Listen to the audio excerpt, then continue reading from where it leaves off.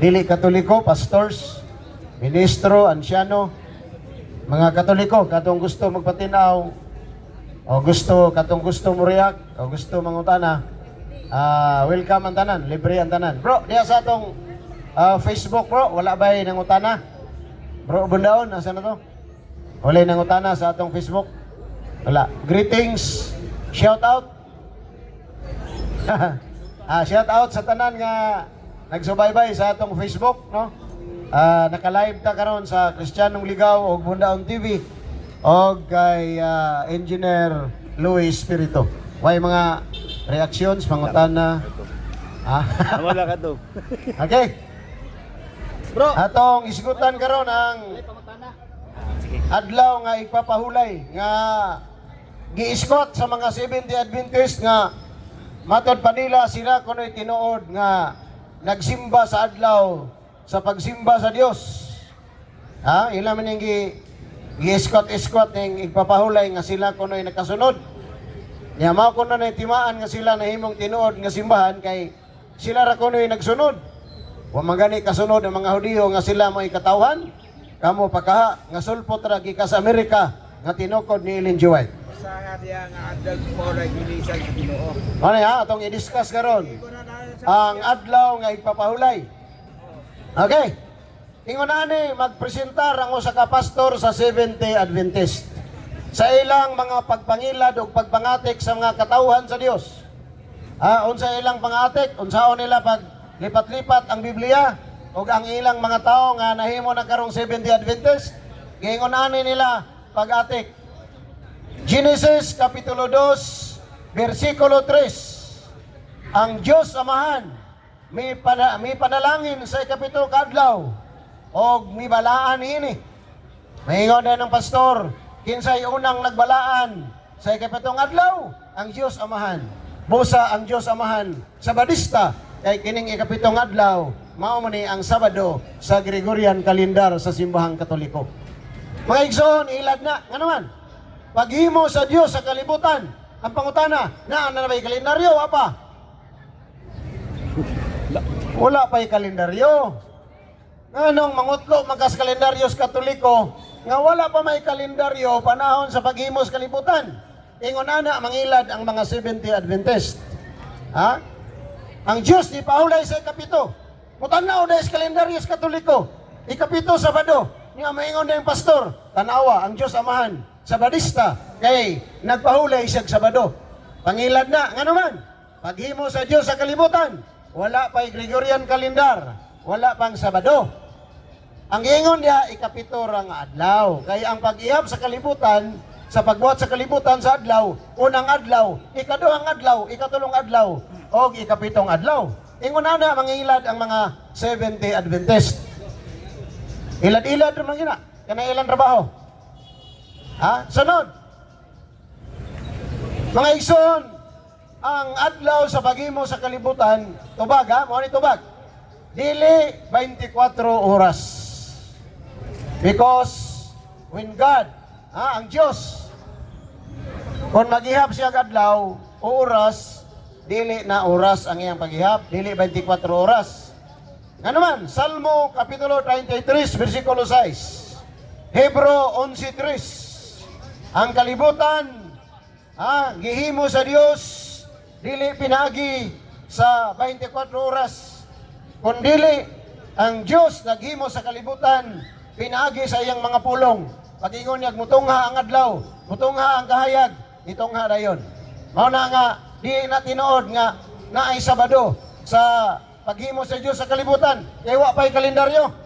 Mao na nga, ayaw gid mo pailan. 2 Pedro 3:8. Ingon si San Pedro, diha sa Ginoo ang usa ka oras o isa ka adlaw, usa ka libo ka tuig. O ang isa ka libo ka tuig, mahimo kining usa ka adlaw. Mao ni ang ihap sa adlaw, dili 24 hours. Sunod, ila dayong kutloon sa mga Sabadista ang Exodus 20, versikulo 11. Ang Diyos nagsugo nga ang tao mubalaan sa ikapitong adlaw. Maingon dahil ng pastor sa Badista, tanawa, si Moises gisugo sa Dios nga magsaulog ta, mapahulay ta kadlong Sabado. O sa gihapon kadakong pagpanamas-tamas o padakong pagbinutbot nga gihimo sa mga Sabadista. Tungod kay paghimo lagi sa sa kalibutan, wa pay kalendaryo o panahon ni Moises, wala pa gyoy Gregorian calendar. Ang gigamit nga kalendar sa Hudiyo, wala gid ng Sabado, wala ng Lunes, wala ng Domingo. Ingon na ana, kaway hinungdan ang utok sa mga Sabadista nga nailad in town sa ilang founder, nga usa ka bakakon nga propeta nga mao si William Miller o si Ellen Goldwhite. Sunod, Exodus 16:23. Sa ikapito kadlaw, gipili kini sa mga Hudiyo, tapos pagulan sa mana. Kinsa din nagpahulay og Sabado nga ikapitong adlaw. Mga igsoon, ang nagpili di ay ang mga Hudiyo. Ha? Ang tibok Biblia nag-iskot kini Sabado o Sabbath o Sabato nga rest day, dili Saturday. Kinsa nagpili? Mga Hudiyo. Pila naman kadibati sa Seventh Day Adventist atong giatubang. Sa diyang nangutana ta, asa mabasa sa Biblia nga ang Seventh Day Adventist nga tinukod sa mini nga propeta nga Miller ug White gisugo sa pagpahulay sa adlawng Sabado. Way natubag ug way nakatubag nga pastor ana sa Seventh Day Adventist. Kay wa man gina sa Biblia. Unsaon pagsugo sa Seventh Day Adventist nga sulpot ra man na 1863 ra man na sila natukod ni William Miller ug ni Ellen G. White. Ang ilang gisandigan sa Biblia nga ipapahulay nga Sabado, ang pagpahulay na sa mga Hudiyo nga wa sila ilabot kay sila ang ilang founder mga Amerikano. Nabas Biblia nga ang balaod sa Hudiyo alang lang nila wa ilabot ang ubang nasod na.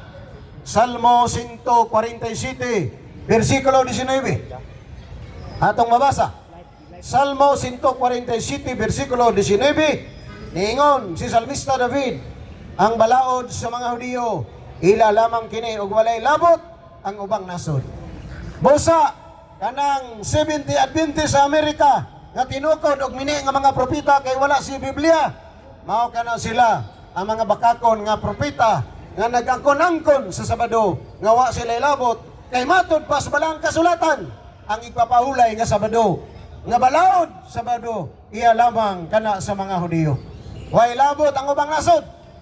O sa kining mga Sabadista nga tinukod og Amerikano nga mao si Ellen G. White, sumala sa pinadayag Grace 9, mao kini sila ang katawhan ni Satanas nga nagpakahudiyo. Nganong nagpakahudiyo ning mga Sabadista nga Seventh Day Adventist tungod kay ang maong ipapahulay nga Sabado iyara na sa Hudiyo, wa sila ilabot, nagapil-apil. O kung sa ikiingon si Ginoo, kanang mga nagpakahudiyo, sinaguga kana o simbahan kana ni Satanas. Mao na mga Sabadista, sinaguga din na ni Satanas. Nga naman, nagpakahudiyo, nagpahulay og Sabado nga wa sila labot. Kay sumala sa Biblia, ang ipapahulay sa mga Hudiyo, ila lamang og walay labot ang ubang nasod. Sakit na nga kamaturan. Mao na mga igsoon. Pero kung dawato na nimo, biyain na ng 70 Adventist kay tinukod ra nagmini nga propeta nga mao si William Miller niadtong 1863 nga nagtudlo og October 11 mobalik si Kristo, and the quiet passing of that day is led to what the Seventh Day Adventist the great disappointment. Tungod kay wala mobalik si Kristo, naulaw si William Miller ang founder sa Seventh Day Adventist. Nihawa siya sa iyang pagka-founder kay nahulog siya mini nga propeta. Minigid siya kay wa man siya sa Biblia. Unya nagdagdag na siksikan kami nga wa mo balik si Kristo. Mao na nga kanang Sabadista, tinukod kana sa propetang bakakon nga nanudlo nga si Kristo mo balik pero wa gid ni balik. Unya gibangon kana sa usa ka babae nga mao si Ellen G. White, the virtual founder of the Seventh Day Adventist. Mga igsoon, mao gid na. Ang tanan nga ipapahulay sa daang tugon Sabado na iya na Hudiyo. And that is confirmed in history. According to history, there are 3 Sabbath in Israel. Friday, the Sabbath of the Islam. Our brothers and sisters Muslim, Birnes na ilang pahulay. Mao na ang ilang balaang adlaw pagsimba. And Saturday is the rest day of the Jews. Kinsa ko ni nagpahulay sa adlawng Sabado? Ang mga Hudiyo. Hangtod karon ang mga Hudiyo nga wala na Kristiyano, Sabado gihapon ang ilang rest day. Ikatulo nga nag-Sabbath keeper sa Israel, Sunday. Mao ang mga Kristiyano. Busa kanang 70 Adventist nga tinukod og mini nga propeta nga Willa Miller, dili na Kristiyano sa mga igsoon. Nga naman, inay musunod sa mga apostoles nga nagsimba kang Kristo siyang pagkabanhaw sa adlong Domingo, kuhain ni sunod sa Sabadista nga Hudiyo nga mo'y nagpatay ni Kristo. Ang nagpatay ni Kristo mga Sabadista. Ha? Mga kauban nila ni kay pareha man silang tinuha, pareha man silang gitpapahulay. Asas Biblia, San Juan 5:16-18. Duha ka rason nganong gipatay sa mga Sabadista ang atong Ginoong Jesucristo. Mao ni ang rason atong basahon. San Juan 5:16-18. Tungod niini misamot ang mga Hudiyo paglutos kang Hesus. Kay nag-ayo man siya og tao sa adlaw nga ipapahulay. Busa si Jesus miingon og mitubag kanila, ang akong amahan nagbuhat hangtod karon, busa ako usab nagabuhat. Mga igsoon, si Kristo nagbuhat. Nasuko ang mga Sabadista, ilang gitinguha nga patyon si Kristo. Bersikulo 18. Tungod niini misamot hinoon ang tinguha sa mga Hudiyo o sa iyang mga kadagkuhan sa pagpatay kaniya, dili lamang tungod kay gilapas niya ang balaod sa lang ipapahulay, kung dili miingon bagid siya nga ang Dios iyang amahan. O sa ingon niya na, gipakasama niya ang iyang kaugalingon nga Dios. Two reasons why the Jews killed Jesus. Number one, iyang gitangtang, iyang gilapas ang Sabado. Ikaduha, kay si Kristo ni anggon nga sa Dios. Kang dili ka mo to nga si Kristo Diyos, sama sa iglesia nga dito kung di Felix Manalo, Antichrist, apel kas pagpatay ni Kristo. Mao ni mga Sabadista, mao ni nagpatay ni Kristo. Natingala ko nga ining mga Sabadista maingon nga Kristohanon, nga unsaon man pagka-Kristohanon ning mga Sabadista, nga ang adlaw nga ilang gisunod sa pagbalaan sa Dios, tuwa man na sila nisunod sa mga Hudiyo nga nagpatay ni Kristo. Mao na mga igsoon. A true Christian must worship Christ, the risen Christ, on the day on which Jesus Christ resurrected from the dead. Unsa mga adlaw nabanhaw ang Ginoo. Mga igsoon, San Mateo 28:1-9. Sa pagbanag-banag na sa adlong Domingo, niadto si Maria sa lubnganan, Maria Magdalena. Apan wala na dito ang patang lawas. Unya, ang anghel miingon kaniya, wala na dire ang Ginoo. Nabanhaw na siya.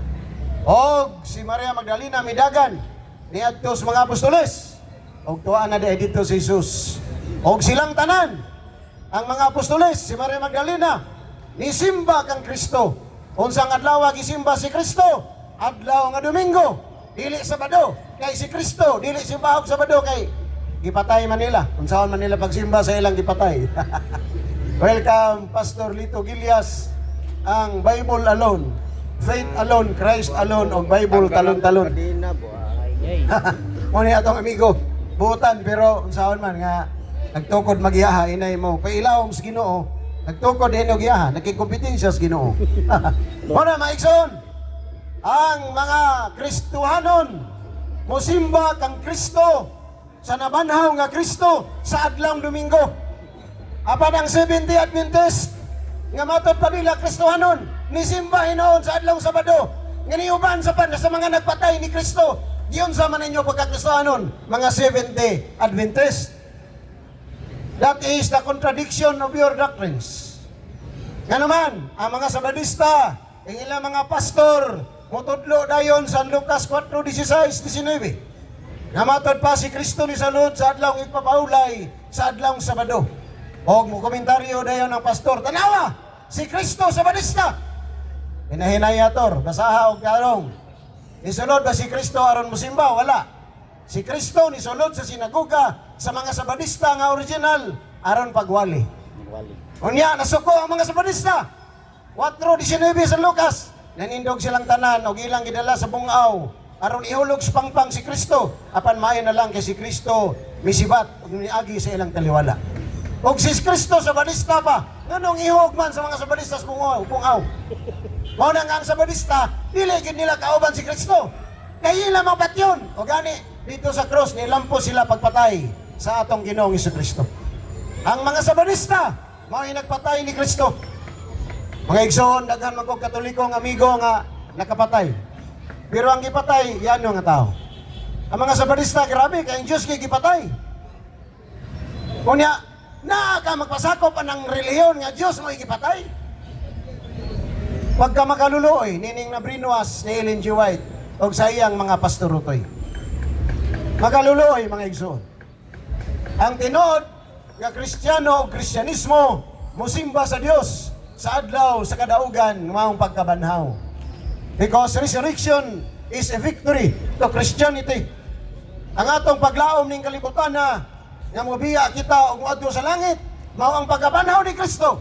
Busa simbahon nato ang Dios nga nabanhaw sa adlaw Domingo. Sumala sa San Mateo 28:1 ngadto sa 9. Ang Kristohanon mosimba kang Kristo sa adlaw Domingo.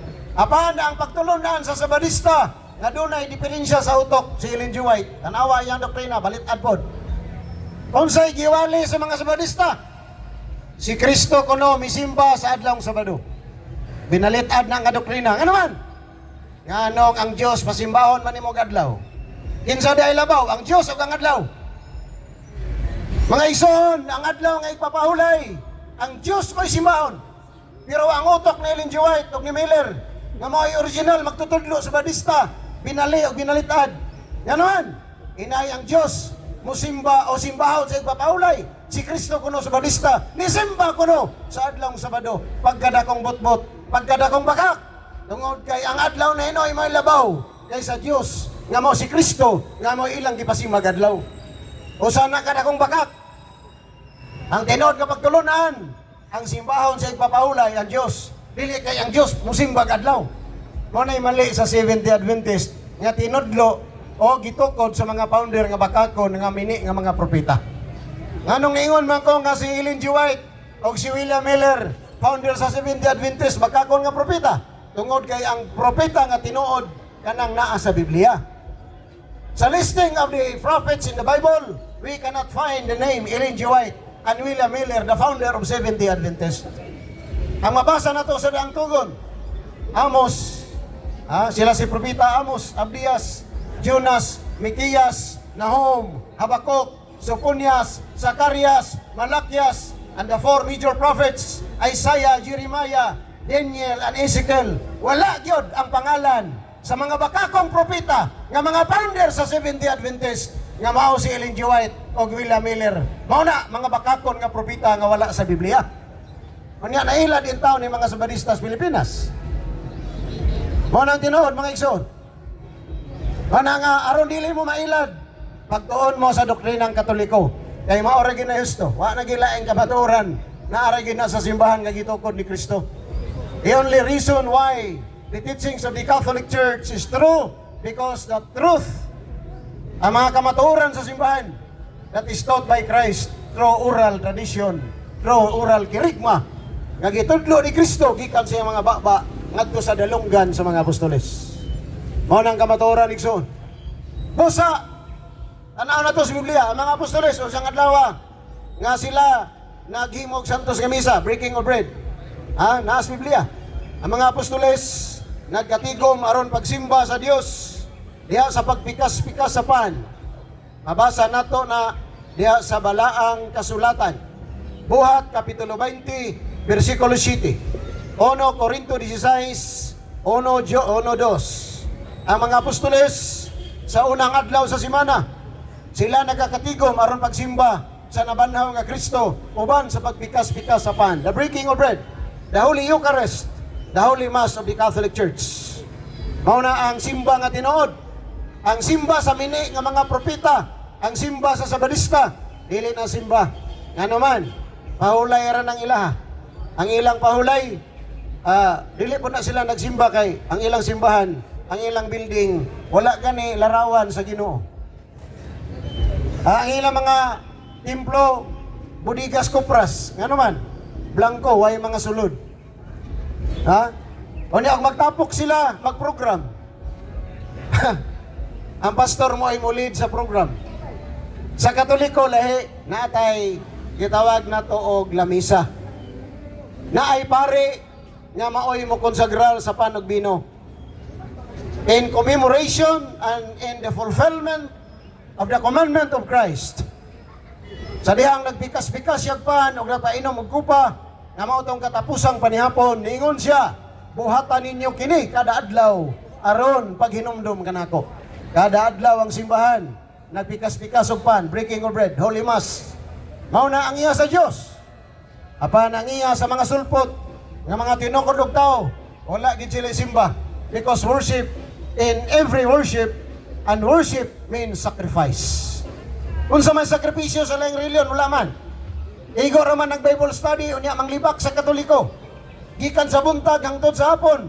Sige sa lagingon, praise the Lord. Hallelujah! Hangtod ng hallelujah. Wagi simbang nahitabo. Nga naman, walay pare. Wala sila'y lamisa, diin konsagrahan ng panugbino. Wala pod sila'y altar nga cross. Diin si Kristo ni halad siyang kinabuhi. Tungod og alang sa pagpangluwas sa katawan. Walay simba ang dili Katoliko. Program ra gid ng ilaha.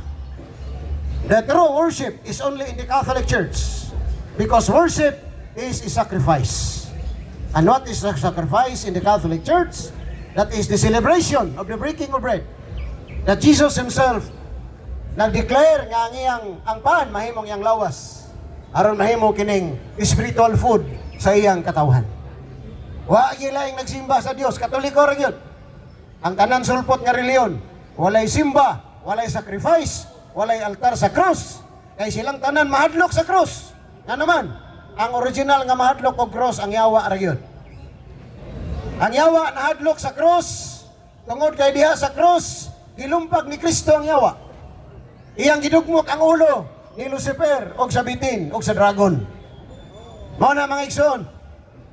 Unang tao nahulog pinaagi sa unang babae, gilukata si kaduhang babae. Genesis 3:1-15, ningon ang Dios Amahan, maghimo ako og panagkaaway, kaliwat nimo Satanas, bitin og kaliwat nimo babae. Ang imong mga anak, babae, maoy mudugmok sa ulo siyawa, ug ang imong kaliwat bitin magsigig pamahit, magsigig pandaot sa babae. Mao na ang duha ka kaliwat mga igsoon.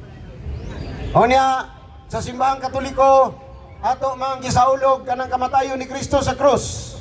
Kay diha sa iyang kamatayon sa krus, diha man taniya giluwas. Diha man niya gipasiguli ang naputol nga relasyon sa Dios ug sa tao. Asa man mabasa sa Biblia?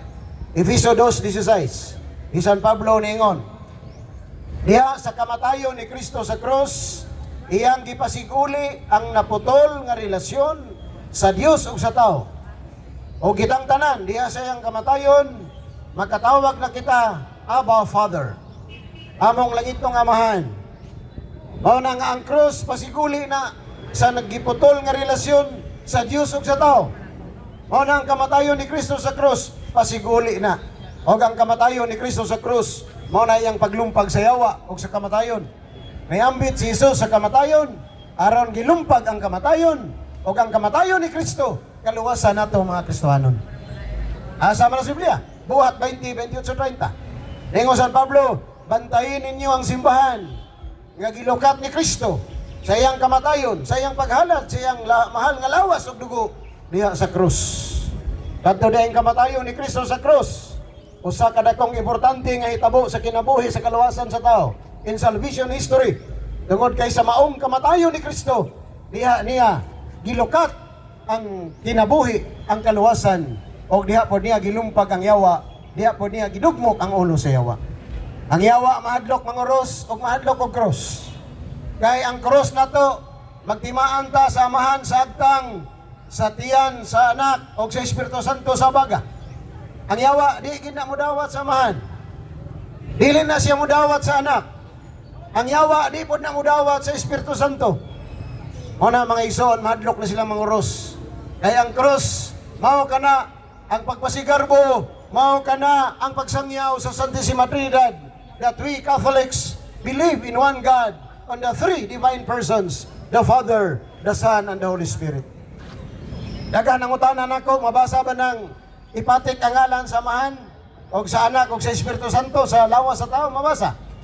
Pinadayag, Kapitulo 14, versikulo 1. Ingon sa Noah, nakita ko ang mga katauhan sa Dios, kansang mga agtang gipatikan sa ngalan sa amahan. Manang patik sa amahan sa agtang, pinadayag 14:1. Patik sa ngalan sa anak, diha sa tiyan o sa dughan. Galacia Kapitulo 4, versikulo 4. Kay si Kristo na tao sa usa ka babae ug nailang kita sa balaod. Ug mahinungdan nga ang Dios nagpakatao aron taluwason niya, aron siya mahimong tao, aron doon na ihalad nga sakripisyo nga buhi nga mong iyang lawas. Busa sa iyang kamatayon sa krus. Mao to ang paghalad sa iyang kinabuhi aron ta maluwas. Efeso Kapitulo 1, versikulo 11. San Pablo ningon, sa diha nga kamo midawat sa mayong balita, gipatika na kamo sa patik sa Espiritu Santo, timaan nga kamo iya na. Busa sa Biblia, mabasa nga ipatik ang ngalan samahan sa agtang, ang sa anak, sa tiyan o sa dughan, o ang Espiritu Santo sa abaga. O niya, maingon ta, Amen. Amen means yes. We are yes to the Father, yes to the Son, and yes to the Holy Spirit. O ganang kamatayon ni Kristo sa krus, kung nalumpag ta pinaagi sa pagkaon sa bunga sa kahoy, gilukat utsab kita sa Dios, pinaagi sa paggamit sa kahoy nga krus, aron diha ihalad ni Kristo yang kinabuhi, aron kita mapasaylog maluwas. Hebrehanon Kapitulo 10, versikulo 1 ngadto sa 4, ingon San Pablo, ang halad sa mga Hudiyo, ang halad sa mga mananap, dili na gayud makapasaylog sala, kay giandam kita sa Dios sa usa ka balaan. O importante ang halad, mao ang halad sa lawas si Kristo, nga iyang giula ang iyang kamatayan kinabuhi, og namatay siya diha sa krus. Busa ang altar sa Dios mauna ang krus. Altar, diha gihalad ang usa ka kinabuhi, aron ta maluwas. Mao nang altar, mao nang simbahang Katoliko na ay krus, na ay altar sa kaluwasan. Apan ang mga sakop ni Satanas, mahadlok manguros, og mahadlok sa krus, kay lagi ang krus gahaw man ni sa Dios, og mao ni ang iyang gigamit aron pagkamatyan niya ang iyang katawhan o ang iyang simbahan. Mana mga igsoon, akong balikon nga ang Sabado iharagid na sa mga Hudiyo. Ang Seventh-day Adventist wa gilabot. Pila naman ka debater sa Seventh-day Adventist, di gid musukol sa tema nga pamatudin ninyo nga ang Sabado gisugo ang Seventh-day Adventist. Wa gyud di gid manukol kay wa man gyud Seventh-day Adventist sa Biblia. Kay sulpot ra man ang Seventh-day Adventist. Tinukod naman na sa propeta nga bakakon nga si Miller o si White. O niya, sumala sa San Mateo 11:13, ang katapusan nga propeta mao lamang si Juan nga magbubunyag.